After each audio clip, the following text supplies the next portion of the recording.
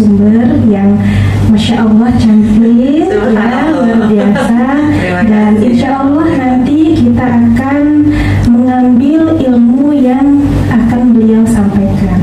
Untuk itu mari kita perkenalkan narasumber kita, beliau Bu Yuli Kamilah dari Penyuluh Agama Islam Kecamatan Tanggulangi. Betul. Gimana Bu Yuli kabarnya hari ini? Alhamdulillah sehat walafiat. Alhamdulillah. Ini maaf ya Bu ya, suara saya agak dengung ini karena kondisinya lagi kurang fit. Ya, tapi tetap seksi dong. Masya Allah. Seperti keadaan di Sidoarjo akhir-akhir ini kurang bersahabat nih. Cuacanya panas paginya, siang menjelang sore, malam hujan lebat. Ya, ada siklusnya ya. Ada siklusnya. Ya baik, Bu Yuli, untuk hari ini mau sharing apa nih ke pemirsa dan sahabat Ipari? Mau sharing yang ringan-ringan aja sih, seputar personal branding ya. Jadi banyak yang mengatakan ketika ketemu dengan siapapun begitu di lingkungan kita, ketika melihat seorang selalu menyenangkan kan begitu kan, ramah, humble kan begitu, selalu menarik begitu, dan bikin selalu terpancar aura positif begitu. Nah, ini yang mau saya sampaikan tentang personal branding bagaimana saya jadi pribadi yang baik begitu. Ya, seperti Bu Yuli yang saat ini berada di samping saya. Apa itu? Ketika ada acara misalnya di Kementerian Agama dan Bu Yuli sebagai MC-nya, orang pasti sudah mengerti. Oh, itu Bu Yuli yang MC itu ya. Karena saking terkenalnya beliau di Kementerian Agama Kabupaten Sidoarjo. Masya Allah, Masya Allah. Alhamdulillah. Kayak Bapak ini ya, Mbak Fada juga kalau terkenalnya sama kayaknya. Alhamdulillah, Alhamdulillah. Patut saya syukuri memang ketika bicara khidmat begitu ya, berkhidmat, apalagi dengan profesi saya katakanlah sebagai seorang Master of Ceremony begitu, atau juga sebagai seorang presenter. Dan ini patut saya syukuri karena tidak semua orang punya kesempatan itu, dan tidak semua orang juga mempunyai skill yang seperti yang kami punya, dan itu kami merasa sangat bersyukur, dan tidak hentinya kami juga melakukan diseminasi. Jadi kalau satu orang sukses itu belum dikatakan sukses ya, tapi bagaimana orang sukses itu bisa mencetak orang lain menjadi sukses, itu baru sukses namanya. Betul sekali. Yes. Ya. Menurut Bu Yuli, personal branding seperti apa yang harus kita punya? Oke. Jadi yang pertama itu, kenapa sih kok orang bilang aku senang loh ketemu dengan Mbak ini, aku senang ketemu dengan Bu ini. Ada sesuatu yang dipancarkan, ada sesuatu yang istilahnya ya, good looking begitu. Kemudian orang bilang bahwa ini punya sesuatu yang beda dari yang lain, karakter yang nggak sama dari yang lain. Ini pasti akan bahasanya orang itu kan mengingat selalu dari karakter tersebut. Dan orang pasti akan melihatnya juga nyaman gitu, nyaman. Yang pertama untuk personal brandingnya adalah bagaimana kita bisa percaya diri gitu ya, bagaimana kita bisa percaya diri. Jadi selalu memancarkan aura positif dimanapun.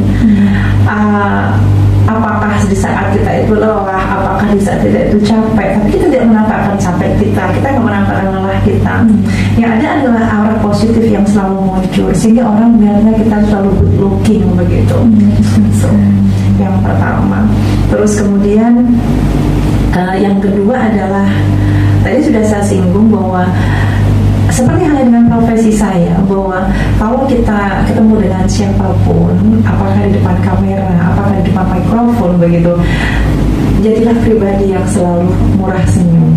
Nah, ini dia. Kalau murah senyum akan mengalir senyumnya. Orang bisa akan senang dengan itu ya. Jadi ini menyenangkan banget loh ketika ketemu dengan Mbak ini, nggak pernah ada susahnya begitu.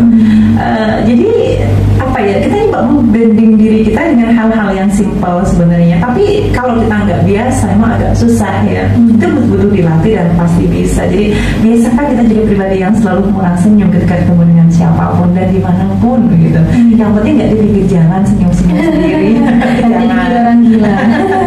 Jangan jadi ya, jangan jadi ya.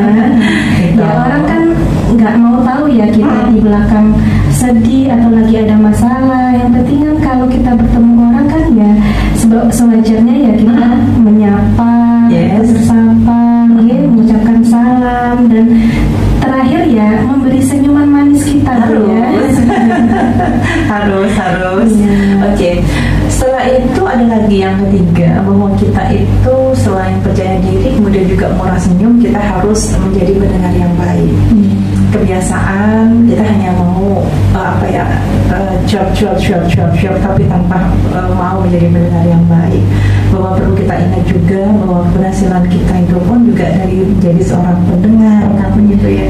Selain itu juga rutin membaca, kita juga bisa mendengar apa begitu ya, mendengar informasi di sekitar kita, dengan pertemanan kita, dengan circle kita, dengan komunitas kita. Jadilah pendengar yang baik seperti itu. Kemudian yang keempat, selalu berpikir positif. Nah ini dia. Kalau kita selalu berpikir positif, pasti nanti endingnya pun akan positif. Dan proses yang kita lalui pun ini akan positif. Karena ini sudah terpatri dalam otak kita, ya, mindset kita selalu berpikir positif. Sebenarnya tidak ada lagi mencurigai nggak ada kata lain ini apa negatif thinking, nggak ada. Jadi yang ini selalu positif. Ini akan berhusnuzon, dan itu penting banget, ya penting banget. Kepada siapapun, apakah dia tidak suka dengan kita, apakah dia suka dengan kita, artinya dalam bergaul ya sudah, tebarkan aja hal-hal yang positif, itu aura yang positif, pasti kembalinya akan jadi kita tuh positif. Dan saya juga sudah membuktikan banyak hal terkait itu, makanya saya bisa menyampaikan karena saya sudah mengalami ya gitu.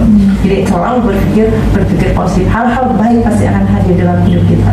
Gitu. Kemudian punya tujuan hidup. Jadi bagaimana kita punya tujuan hidup di samping passion kita ya. Saat ini kita ada di penyuluh, saat kita ada di ASN Kendaraan Agama. Jadi ya kemana sih misalnya kalau kita bicara program gitu ya, kemana sih gitu ya, akan kita bawa untuk meningkatkan kinerja kita misalnya begitu. Maka ini pun juga harus ada target ya.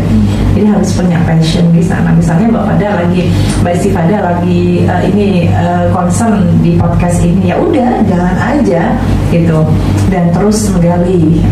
Artinya skill itu bisa diasah, passion itu bisa ditemukan, passion itu bisa berproses kan gitu ya. Oke. Kemudian jangan lupa ketika kita berinteraksi, ketika kita kumpul dengan teman-teman, kita sudah dengan kegiatan muamalah kita, ini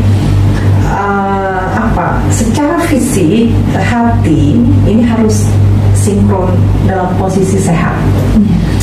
Artinya menjaga kesehatan fisik ya dan mental ini sangat penting. Untuk apa begitu? Untuk apa? Karena kalau kita mohon maaf dari sisi kalau misalnya kita kurang sehat, maka ibadah kita pun juga akan berantakan, ya kan? Betul sekali. Ini apalagi nggak sehat mental, lah. Jadi makanya sehat fisik dan sehat mental itu sangat penting. Harus sinkron ya. Harus. Jadi pribadi nggak gampang ngambekan misalnya, nggak gampang baper misalnya, gitu. Jangan seperti itu. Jadi menjaga kesehatan fisik dan mental ini juga menjadi salah satu prioritas begitu. Dan yang istilahnya terakhir ya, yang terakhir ini tips dari kami untuk personal brandingnya adalah berani keluar dari zona nyaman. Jadi harus upgrade diri ya, betul. Jangan di posisi yang sama terus, biar bisa kita berubah menjadi lebih baik.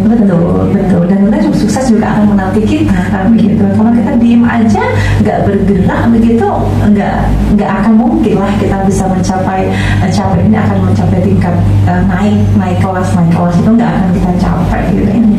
Jadi makanya kemudian kenapa hampir di setiap hari, mohon izin, kenapa hampir di setiap hari saya selalu membuat story bergerak begitu ya. Jadi saya ada kebiasaan rutin, mungkin yang mengikuti story saya pasti akan melihat di pagi hari saya dalam kendaraan membuat story dengan quote saya begitu. Ini juga bagian dari ikhtiar bahwa hidup ini dinamis kan begitu ya. Hidup ini dinamis, jadi tidak stagnan gitu. Itu pesan dari saya. Menarik sekali ya Bu ya untuk sharingnya pada pagi hari ini. Ya, baik, ini untuk sesi terakhir ya Bu. Jadi yang sudah kita dengarkan tadi bahwasanya personal branding itu harus melekat di seseorang ya, supaya kita bisa mengenal orang tersebut dari sisi karakternya dan lain-lain. Nah, ini pertanyaan dari saya, mungkin Bu Yuli bisa jawab. Menurut Bu Yuli sendiri itu personal branding untuk Bu Yuli sendiri ya. Kan Bu Yuli kita tahu bahwasanya beliau ini seorang presenter dan juga master of ceremony. Jadi menurut Bu Yuli bagaimana sih menjadi presenter yang baik supaya orang juga mengenal personal branding kita? Oke, matur nuwun. Yang pertama, tetaplah merunduk seperti padi ya. Ilmu yang padi ini harus kita pakai deh. Jadi semakin berisi, semakin merunduk begitu. Terus yang kedua, jaga kualitas. Ya, jaga kualitas, mengupdate diri. Terus kemudian juga, mohon maaf, trust ya. Kita jaga kepercayaan. Artinya ketika kita sudah mendapatkan amanah, misalnya dimintain tolong apakah MC, apakah presenter, pegang program apa, begitu, MC acara di mana, dengan agenda apa, maka kepercayaan ini pun harus kita berikan dengan memberikan yang terbaik ya kepada yang memberikan amanah kepada kita. Dan dari situlah nanti itu kan cuan itu kan nomor sekian sebenarnya ya. Cuan itu kan bagian dari bonus saja sebenarnya. Tetapi karena kita itu enjoy dengan apa yang kita lakukan, dengan pekerjaan yang kita kerjakan, ini maka jatuhnya pasti akan bikin kita bahagia dan sukses begitu. Karena orientasi kita adalah bukan cuan tetapi adalah kepuasan. Kepuasan sendiri. Ya, karena kita itu kalau udah MC, kalau udah jadi presenter, acaranya sukses, programnya itu sukses, lancar gitu, nggak terbeli rasanya, gitu, nggak terganti. Misalnya kalau mau dirupiahkan, mau didolarkan misalnya, berapa gitu, pasti nggak akan dijawab. Karena apa? Kita puas dan senang sekali karena acaranya sukses. Itu dari saya, itu yang bisa saya sampaikan ya Mbak Daya. Jadi saya juga punya brand, saya selalu menyampaikan bahwa salam sehat, penuh cinta, bahagia dan berkah. Itu dalam hari-hari saya selalu seperti itu. Jadi tanamkan kebaikan, tanamkan rasa sayang kepada di sekeliling kita. Salam sehat, penuh cinta. Jadi bahagia ini akan kita dapat ketika saya menjadi seorang presenter ataupun seorang master of ceremony dengan event kecil, event sedang, event besar dengan presiden pun. Aku juga sudah saya alami dan saya sangat menikmati itu. Jujur, yang terpenting adalah kita harus menjaga amanah kepercayaan yang diberikan kepada kita.